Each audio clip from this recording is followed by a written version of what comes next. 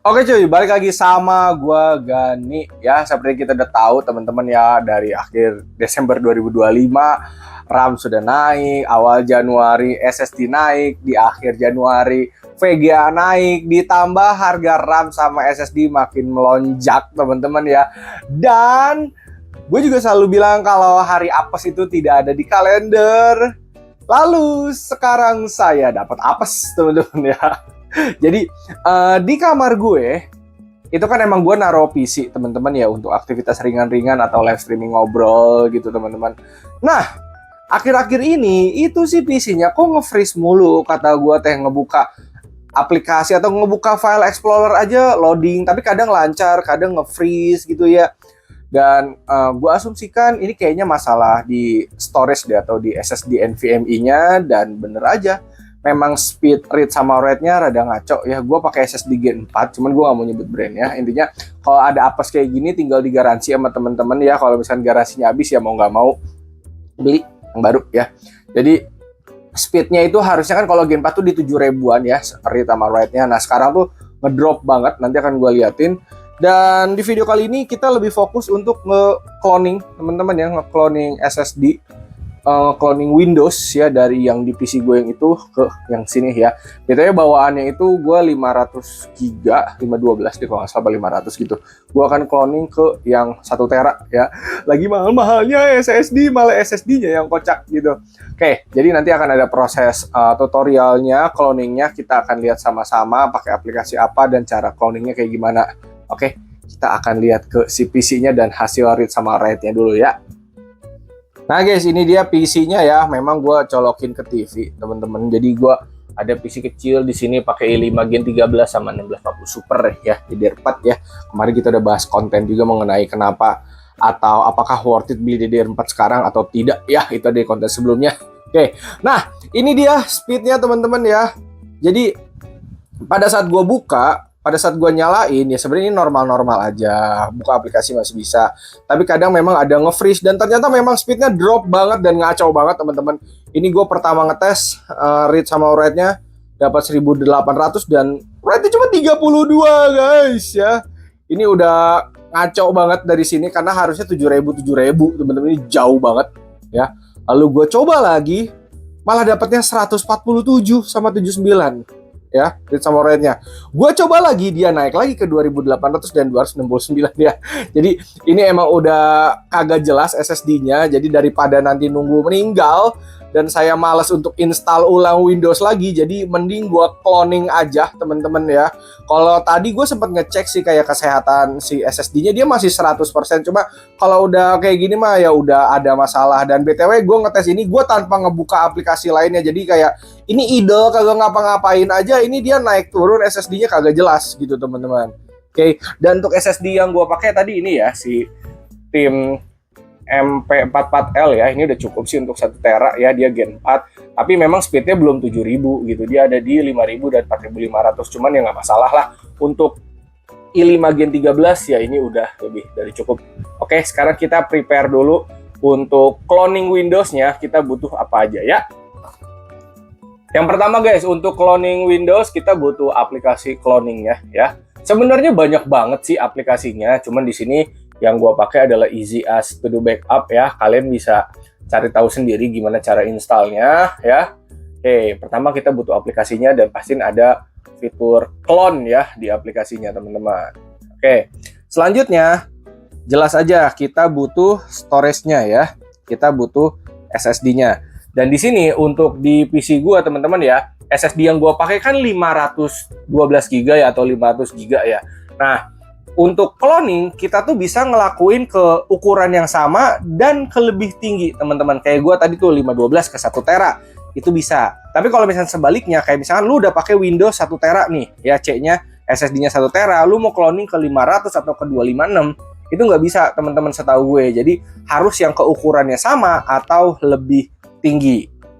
Step selanjutnya, kalian bisa masukin SSD kalian ke motherboard kalian ya. Jika di motherboard kalian masih ada slot NVMe-nya ya. Jadi kan di beberapa motherboard memang ada yang slotnya itu 1, 2, 3 gitu ya untuk si SSD NVMe. Kalau misalkan ada, kalian masukin aja ke PC gitu. Tapi kalau misalkan kalian kayak gue, ini gue lagi pakai PC yang mini ETX, slot SSD NVMe-nya cuma 1. Kalaupun ada 2, gue mager bongkarnya dari sekarang gitu.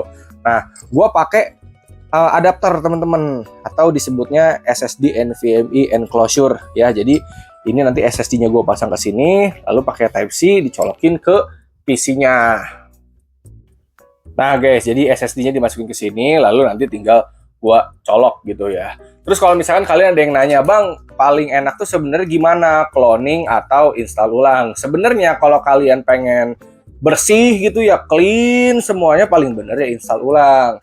Cuman posisinya kayak gue nih, gue rada mager, jadi gue cloning. Cuma untuk cloning ini ya semua plek-ketiplek yang ada di situ nanti ke sini teman-teman. Jadi misalkan ada Windows yang korup kayak gitu, itu bisa aja masuk ke cloning gitu teman-teman. Jadi setelah nanti cloning, SSD yang bawaannya diemin dulu aja teman-teman, takutnya nanti yang ini korup. Kalaupun misalkan nanti setelah cloning korup, ya paling mau nggak mau opsi akhirnya adalah install ulang ya. Tapi sejauh ini gue nyoba cloning sih alhamdulillah ya, nggak pernah ada aneh-aneh teman-teman. Oke, jadi ini sekarang gue tutup dulu, abis itu kita tinggal colok dan langsung praktek.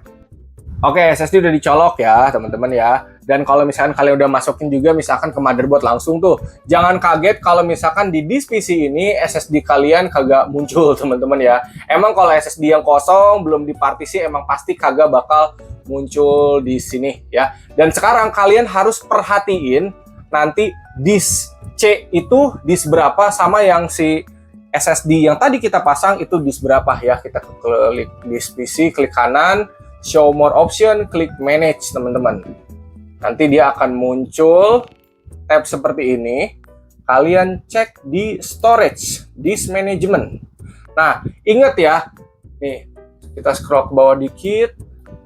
C itu adalah disk 3 teman-teman ya. Lalu si storage yang kita masukin tadi itu adalah disk 4 ya. Kalian harus ingat C-nya itu disk 3, yang SSD yang baru itu disk 4. Oh ya, pada saat nyolokin SSD gini, ketika kalian buka manage, biasanya suka ada tampilan kayak pilih MBR atau GPT. Biasanya gue pilih GPT, teman-teman ya. Nah, selanjutnya kalian inget nih ya, disk 3 dan disk 4. 3 itu C, 4 itu yang kosong, yang tadi kita masukin ke sini.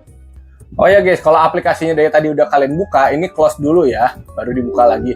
Karena ini aplikasinya masih ngebaca tadi sebelum si SSD-nya gue colokin teman-teman. Nah, kalau udah dibuka, kita masuk ke clone teman-teman ya. Oke, bisa dilihat di sini ada from. From-nya kalian pilih yang C ya. From itu dari C ya. C itu disk 3. Dari disk 3 ini diklik semua ya. Pastiin semuanya kecentang. Lalu ke disk 4 ya. Jadi kita akan cloning semua yang dari C ke yang 1 tera. Nah, disk 4. Kalau udah pilih layout, klik di sini. Nah, di sini ada tulisan optimize for SSD ya. Lalu pencet oke. Kalau udah tinggal diproses, lalu di continue, dan kita tinggal tungguin sampai kelar ya. Berapa lama estimasinya ini tergantung dari isian storage kalian. Semakin banyak ya semakin lama teman-teman. Sudah selesai teman-teman ya, sudah sukses juga tuh, disk clone complete successfully. Nah ini gua durasi cloningnya 23 menit, dan kalau udah gini kita udah selesai, tinggal di finish aja. Sekarang kita balik ke disk management teman-teman ya. Nah ini disk 4 udah keisi nih, namanya jadi disk A ya. Storage-nya ini ke cloning dari yang atas ini teman-teman. Dari sini cloning jadi ini ya. Di sini ini kan masih 476 GB ya, atau masih 500 GB-an teman-teman. Kita akan masukinnya tadi SSD-nya 1 tera. Nah, di sini masih ada sisanya. Ini kita harus bikin jadi 1 tera teman-teman. Tapi gara-gara ada penghalang di sini 731 MB, ini kita harus delete dulu teman-teman ya, delete volume ya. Oke.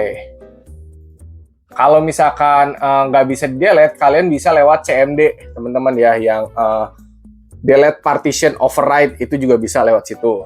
Step selanjutnya kita extend nih. Kita kan mau bikin jadi 1 tera. Di yang A ini kita klik kanan, extend volume. Udah tinggal next, finish.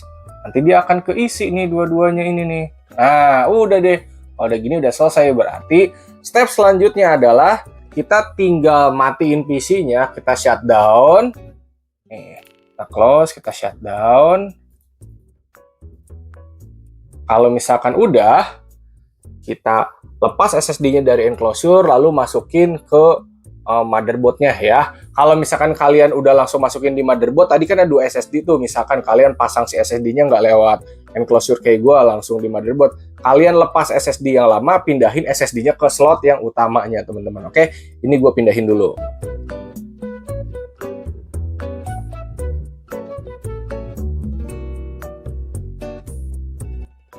SSD udah ditukar teman-teman, dan ini udah gua setup lagi. Kalau udah gini kita tinggal nyalain aja PC-nya dan tungguin dia masuk ke Windows.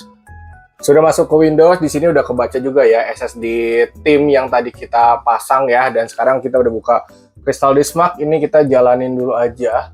Kita lihat read sama write-nya dapat berapa. Hasil speed udah keluar, ternyata ini melebihi yang diklaim ya. Ternyata gue dapetnya 7.000 dan 5.200an untuk read sama write-nya. Padahal klaim di dusnya tulisannya 5.000 sama 4.500. Ya ini lebih better ya. Oke, berarti video kali ini sampai sini aja teman-teman ya. Cloning SSD udah selesai, tutorialnya kurang lebih seperti itu. Kalau misalkan bermanfaat, ya kalian bisa like, bisa subscribe, bisa share video ini. Oke, semoga bermanfaat. Kita berarti udah selesai ini, udah clear semuanya.